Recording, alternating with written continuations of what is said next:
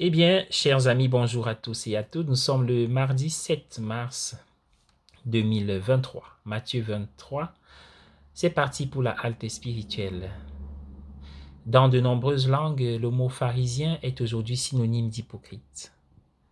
Cela est probablement dû à la dernière partie de ce chapitre de l'évangile de Matthieu, la phrase répétée « Malheur à vous, scribes et pharisiens, hypocrites ».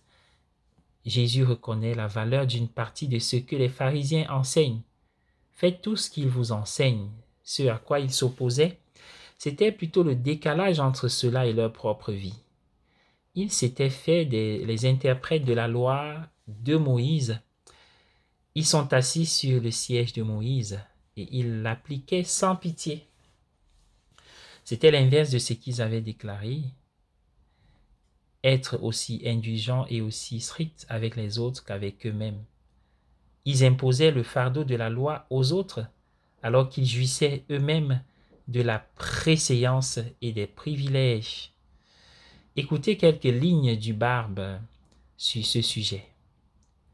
Ne me montrez pas, comme le font certains pasteurs peu gracieux, le chemin escarpé et orageux qui mène au ciel, alors que, tel un libertin bouffi et insouciant, lui-même foule le sentier des primeurs du badinage et ne reconnaît pas son propre rachat.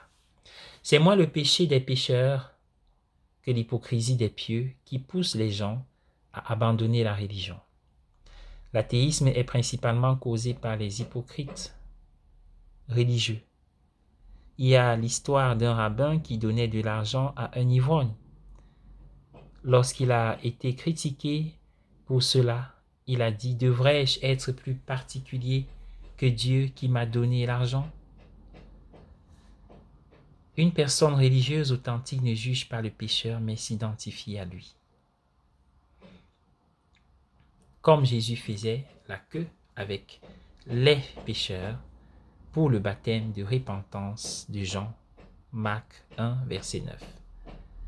Mais les faux religieux sont toujours en train de juger. C'est peut-être au fond de nous. Ils vivent de cela. Ils sont religieux afin de pouvoir condamner les autres. Ils n'ont pas reconnu leur propre péché. Alors ils le projettent sur les autres. Ensuite, toute leur fureur est alimentée par une haine de soi cachée. Même lorsque le contenu de ce qu'ils disent est correct, tout ce qu'ils disent est vidé, est vicié. Un jour, j'ai entendu un vieil homme dire à un groupe de jeunes prêtres, « Si vous n'aimez pas les gens, vous ne pouvez pas les aimer.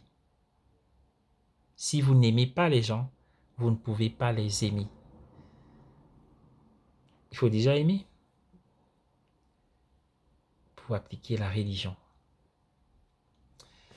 Bonne journée à tous et à chacun. Que le Seigneur nous aide et nous soutienne, nous tienne par la main pour nous sortir de cette attitude de juger les autres d'abord, mais de les aimer d'abord en premier.